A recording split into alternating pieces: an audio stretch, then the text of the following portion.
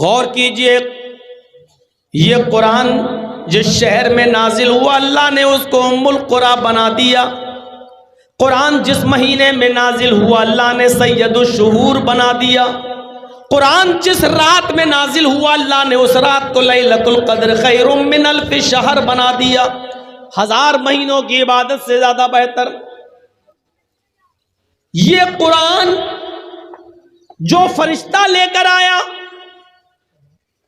وہی فرشتہ تورات بھی لے کر آیا تھا، وہی فرشتہ زبور بھی لے کے آیا تھا، وہی فرشتہ انجیل بھی عیسیٰ پر لے کر آیا تھا، لیکن اس وقت وہ ایک معمولی فرشتہ تھا، وہ صرف فرشتہ کہلاتا تھا۔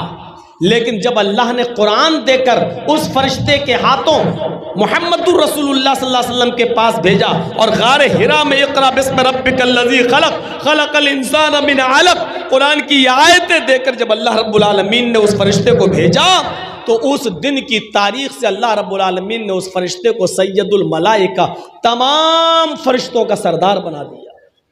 تمام فرشتوں کا سردار کون ہے؟ جبرائیل علیہ السلام۔ کیوں ان کو تمام فرشتوں کا سردار کیوں بنایا؟ کیونکہ یہ قرآن کریم لے کر آئے تھے جناب محمد رسول اللہ صلی اللہ علیہ وسلم پر۔ نبی سب برابر ہیں، کسی پر تورات اتری، کسی پر زبور اتری، کسی پر انجیل اتری، لیکن اللہ رب العالمین نے جب قرآن نازل کیا اور جس نبی کے اوپر قرآن اتارا، اس قرآن کی برکت سے اللہ نے اس نبی کو سید الانبیاء بنا دیا۔ ہم سوچ رہے ہیں، اندازہ لگا سکتے ہیں، سید الانبیاء، تمام نبیوں کا سردار۔ جتنے بھی پیغمبر اس دنیا میں آئے ہیں، چاہے وہ 1 لاکھ ہو، 1.25 لاکھ ہو، کم و بیش 1,24,000 ہو، جتنے بھی ہوں، قرآن جس نبی کے اوپر نازل ہوا اللہ نے اس قرآن کی برکت سے اس نبی کو سید الانبیاء بنا دیا۔ اور یہ قرآن جس امت نے پکڑا اور پڑھا اور سیکھا، اپنے کنٹھسٹ کیا، اس پر عمل کیا، تو اللہ نے اس کو خیر امت بنا دیا۔ کنتم خیر امت، تم سب سے بہتر امت ہو۔ دنیا میں بہت سی امتیں، بہت سی قومیں، لیکن تمہیں سب سے بہتر قوم بنایا جا رہا ہے، اس لیے کیونکہ تم قرآن کو پڑھتے ہو اور قرآن کے مطابق تم دوسروں کو نیکی کا حکم دیتے ہو اور برائیوں سے لوگوں کو روکتے ہو۔ کنتم خیر امہ، قرآن جس امت نے پکڑا اس کو خیر امت کہہ دیا۔ جب قرآن شہروں کی حیثیت بدلتا ہے، فرشتے کی حیثیت بدلتا ہے، مہینے کی حیثیت بدلتا ہے، رات کی حیثیت بدل رہا ہے، تو ایسا کیسے ہو سکتا ہے جو قرآن پڑھائے اس کا مقام نہ بدلے اور جو قرآن پڑھے اس کا مقام نہ بدلے؟ ایسا کیسے ہو سکتا ہے؟ اس لیے اللہ کے نبی نے فرمایا خیرکم من تعلم القرآن وعلمہ، تم میں سب سے بہتر وہ ہے جو قرآن کو خود پڑھتا ہے اور دوسرے کو پڑھاتا ہے، جو خود سیکھتا اور دوسرے کو سکھاتا ہے۔ یہ ہے قرآن کا مقام، یہ ہے قرآن کا مرتبہ، یہ ہے قرآن کی حیثیت جس نے دنیا کی تمام چیزوں کی حیثیتوں کو بدل دیا۔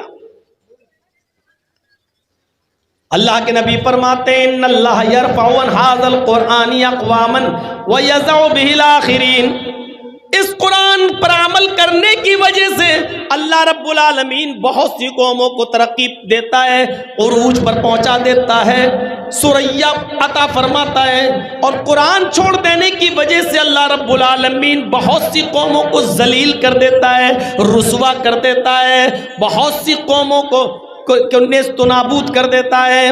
یہی قرآن ہے جس کی وجہ سے اللہ قوموں کو عزت بخشتا ہے، یہی قرآن ہے جس کی وجہ سے اللہ رب العالمین اگر چھوڑتا ہے کوئی اس پر عمل نہیں کرتا تو اس کی وجہ سے قوموں کو ذلیل کر دیتا ہے۔ قرآن جو سنتا تھا اس کے دل کی دنیا بدل جاتی تھی۔ آج یہ قرآن ہم سنتے تو ہماری زندگیوں میں انقلاب کیوں نہیں آتا؟ ہمیں بتائیے میرے بھائیوں، کیا تاثیر بھی کبھی بدلتی ہے؟ برف پہلے ٹھنڈا تھا، آج بھی برف ٹھنڈا ہے۔ آگ پہلے گرم تھی، آج بھی آگ گرم ہے۔ مرچ پہلے بھی تیکھی تھی، آج بھی تیکھی ہے۔ نمک پہلے بھی کھارا تھا، آج بھی کھارا ہے. چینی جب بنی تھی تب بھی میٹھی تھی, آج بھی چینی میٹھی ہے. گڑ جب پیدا ہوا تب بھی میٹھا تھا, آج بھی وہ میٹھا ہے. لیمو پہلے کھٹا تھا, آج بھی کھٹا ہے. دنیا کی کوئی چیز اٹھا کر دیکھ لو, کسی چیز کی حیثیت میں ہم چینجنگ نہیں دیکھتے ہیں, تبدیلی نہیں دیکھ رہے ہیں. مرچ جب پیدا ہوئی تو تیکھی, آج بھی تیکھی. نمک پہلے کھارا, آج بھی کھارا. چینی اور گڑ پہلے میٹھا, آج بھی میٹھا. میرے بھائیوں پھر قرآن کی تاثیر کیسے بدل گئی. پہلے جو قرآن پڑھتا تھا اس کے دل کی دنیا بدل جایا کرتی تھی. آج یہ قرآن ہم پڑھتے اور سنتے ہیں, لیکن آج ہمارے دل کی دنیا کیوں نہیں بدلتی. آج اس قرآن کی تاثیر کیسے ختم ہو گئی. یہ قرآن تو وہ تھا جو بڑے سے بڑے غصے والے انسان حضرت عمر فاروق جو غصے میں تلوار لے کر محمد رسول اللہ کی گردن اڑانے کے لیے جا رہے تھے, لیکن سنا کہ میری بہن و بہنوئی مسلمان ہو گئے, اسلام لائے. جب ان کے گھر گئے, دروازے پر کھڑے ہو کر قرآن کی چند آیتیں سن لی. کہا بتاؤ کیا پڑھ رہے تھے. مارا بہن کو بھی بہنوئی کو بھی. جب بتا دیا گیا کہ ہاں قرآن پڑھ رہے تھے اور ہم اس سے بدل نہیں سکتے, ہم اس کو چھوڑ نہیں سکتے, تب حضرت عمر نے کہا اچھا مجھے بھی سناؤ یہ کیا ہے جو اس کو پڑھ لیتا ہے, سن لیتا ہے, چھوڑنے کا نام نہیں لیتا. چند آیتیں قرآن کی سنی, ایک آیت دو آیت مشکل سے 3 آیتیں ہی پڑھی تھی, اور عمر فاروق نے 3 آیتیں ہی سنی تھی. چیخ پڑے, نہیں نہیں یہ قرآن کسی انسان کا کلام نہیں ہو سکتا, یہ قرآن کسی انسان کا کلام نہیں ہو سکتا ہے. آئے میری بہن, آئے میرے بہنوئی, مجھے بھی اس ذات کے پاس لے چلو جس کے اوپر یہ قرآن نازل ہوا ہے, یعنی محمد الرسول اللہ صلی اللہ علیہ وسلم کے پاس لے کر چلو. جب حضرت عمر کو نبی اکرم کے پاس لایا گیا تو یہی عمر قرآن کی چند آیتیں سن کر محمد رسول اللہ کے ہاتھ پر بیعت کر کے اسلام لے آتے ہیں. قرآن کی چند آیتیں کوئی سن لیتا تھا, دل کی دنیا بدل جاتی تھی. آج کیا ہو گیا ہمیں, ہم قرآن سنتے ہیں لیکن ہماری دل کی دنیا نہیں بدلتی ہے. یہی قرآن ہے. عبداللہ ذوالبجادین جنگل میں بکریاں چرا رہا ہے, اور محمد رسول اللہ پر ایمان لانے والے صحابہ بھی جنگل میں بکریاں چرا رہے ہیں. ہاں بکریاں چرا رہے ہیں. بکریاں چراتے جاتے اور صحابہ قرآن کی آیتیں گنگناتے جاتے. بکریاں چرا رہے ہیں اور قرآن کی تلاوت زور زور سے کرتے جا رہے ہیں, جنگل میں پڑھتے جا رہے ہیں. عبداللہ ذوالبجادین جو پکا کافر ہے, اس کے کانوں میں قرآن کی آواز ٹکراتی ہے. صحابہ کو قرآن پڑھتے ہوئے دیکھتا ہے تو کان لگا کر سننے لگتا ہے. ابھی اس نے چند آیتیں ہی سنی تھی جنگل میں بکریاں چراتے ہوئے, چند آیتیں ہی سنی تھی کہ وہ فوراً اپنی بکریاں لے کر واپس آتا ہے اور اپنے چچا سے کہتا ہے اے چچا ان بکریوں کو پکڑو, اب میں ان بکریوں کو نہیں چراؤں گا اور آپ کی غلامی سے آزادی چاہتا ہوں, اس لیے کہ آج ہم نے ایک ایسی کتاب سنی ہے, آج ایسی آیتیں سنی ہے, آج ایسا کلام سنا جو کسی انسان کا کلام نہیں ہو سکتا ہے. عبد العزا کو, یہ عبد العزا نام ہے ابھی ان کا, یہ کافر تھے. ابھی جب قرآن کی چند آیتیں سننے کے بعد اپنے چچا کے پاس گئے تو کہا اپنی بکریاں لو. چچا نے کہا کیوں, کیا بات, اب میں اسلام لاؤں گا. چچا نے کرتا اتروا لیا, لنگی اتروا دی, گنجی اتروا دی, جوتے تک اتروا دیے, بالکل برہنہ کر دیا, ننگا کر دیا, اور فرمایا جب تم ہمارے نہیں رہے, اسلام لانا چاہتے ہو, قرآن پر عمل کرنا چاہتے ہو, قرآن پر ایمان لانا چاہتے ہو, تو میں نے جو کچھ دیا سب کچھ واپس کرو. کرتا اتار دیا, جوتے اتار دیے, گنجی اتار دی, جو کچھ امامہ سب اتار دیا, صرف لنگی رہ گئی. کہا چچا جان صرف اتنی اجازت دے دو کہ میں اپنے گھر جاؤں اور اپنی ماں سے کپڑا لے لوں, اس کو ہم لپیٹ لیں اور آپ کی لنگی ہم آ کر واپس کر دیں. چچا کہتا ہے نہیں, اتنی دیر کی بھی اجازت نہیں دوں گا کہ تم اپنے گھر جاؤ. اگر تم اسلام پر عمل کرتے ہو, قرآن پر ایمان لانا چاہتے ہو, تو تمہیں لنگی ابھی اتارنا پڑے گی. تھوڑی دیر کے لیے عبد العزا نے سوچا اگر لنگی اتار دوں گا تو بالکل ویسے ہو جاؤں گا جیسے کوئی جانور, بھیڑ بکری. پھر سوچا جب ایمان لے ہی آیا ہوں کلمہ پڑھنے کے لیے تیار ہوں تو یہ قربانی بھی دے دینا چاہیے. اپنی لنگی اتاری اور پھینک دی اپنے چچا کے منہ پر, اور چچا کے گھر سے اپنے گھر تک برہنا ننگا. کما ولدت امہا, جیسے اس کی ماں نے اسے آج ہی پیدا کیا ہو. اس ظالم چچا نے لنگی تک چھین لی اور اپنے چچا کے گھر سے اپنے گھر تک جب آیا تو بالکل برہنا اور ننگا آیا. راستے میں لوگوں نے اس کو ٹوکا, اے عبد العزیٰ یہ کیا ہو گیا؟ اور عبد العزیٰ کہتا ہے اب میں مومن ہوں, اب میں مومن ہوں. کیسا لگ رہا ہے یہ جملہ؟ اب میں مومن ہوں, یعنی ساری چیزیں اتارتی, اب میں مومن ہوں, یعنی ایمان قربانی مانگ رہا ہے. میں نے اپنے کپڑوں کی, جوتے کی, گنجی کی, یہاں تک کہ لنگی تک کی قربانی دے دی کیونکہ اب میں مومن ہوں.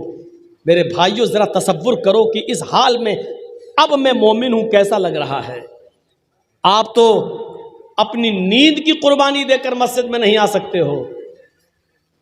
آپ تو ہوٹل پہ چائے پینے بیٹھ گئے اور اذان ہو رہی ہے تو ابھی چائے بنی نہیں ہے, لیکن آپ کو معلوم ہے جب تک چائے پیئیں گے جماعت نکل جائے گی, لیکن آپ چائے کی قربانی نہیں دے سکتے ہو مسجد کے لیے. اذان کی آواز سن کر ہم مسجد کی طرف نہیں آ سکتے ہیں. ہم دکان پہ بیٹھے ہیں اور اذان کی آواز آ رہی, ہم دکان کی قربانی نہیں دے سکتے ہیں. اور پوچھو تو کہیں گے ہم مومن ہیں, ہم مومن ہیں. ایمان قربانی مانگتا ہے, قربانی. چچا نے اتنا ہی کہا تھا اگر تم قرآن پر ایمان لانا چاہتے ہو تو لنگی بھی اتار دو, اور اس نے اجازت اتنی مانگی تھی بس کہ مجھے گھر تک جانے کی اجازت دے دو, صرف لنگی تو ہے, چادر پہن لیں گے اور آپ کی لنگی آپ کو دے دیں گے.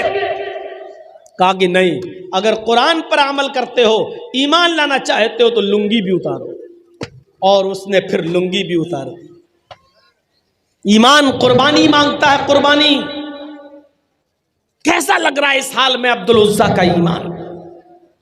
بہرحال جب وہ اپنے گھر پہ جاتا, دروازے کو دستک دیتا, ماں نے دروازہ کھولا.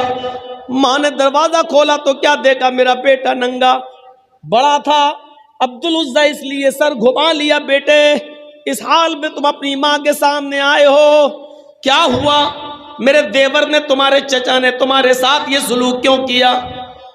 عبد العزیٰ کہتا ماں اس لیے کیونکہ میں ایمان لا رہا ہوں, میں قرآن کو ماننا چاہتا ہوں, میں اسلام لانا چاہتا ہوں. میں نے قرآن کی آیتیں سنی, میرا دل آیا ہے, میں قرآن کریم پر عمل کروں گا. ماں وہ کسی انسان کا کلام نہیں, وہ اللہ کا کلام ہے. ماں نے کہا اچھا تو اپنے باپ دادا کا دین چھوڑ دیا؟ کہا ماں باپ دادا کا دین ناقص تھا, ہم نے چھوڑ دیا, محمد کے دین پر ایمان لانے جا رہے ہیں. دروازہ بند کر دیا ماں نے. اگر تو محمد کے رب پر ایمان لاتا ہے, قرآن پر ایمان لاتا ہے, تو میرے گھر کے دروازے بھی تیرے لیے بند. یہ وہ قرآن ہے جس کے لیے اس بیٹے نے اپنے ماں کا دروازہ بھی چھوڑ دیا. ماں میں تجھ سے گھر نہیں مانگ رہا ہوں, روم نہیں مانگ رہا ہوں, زمین نہیں مانگ رہا ہوں. جب تو نے مجھے بیٹا ماننے ہی سے انکار کر دیا ہے تو میں تجھ سے یہ ساری چیزیں کیوں لوں گا؟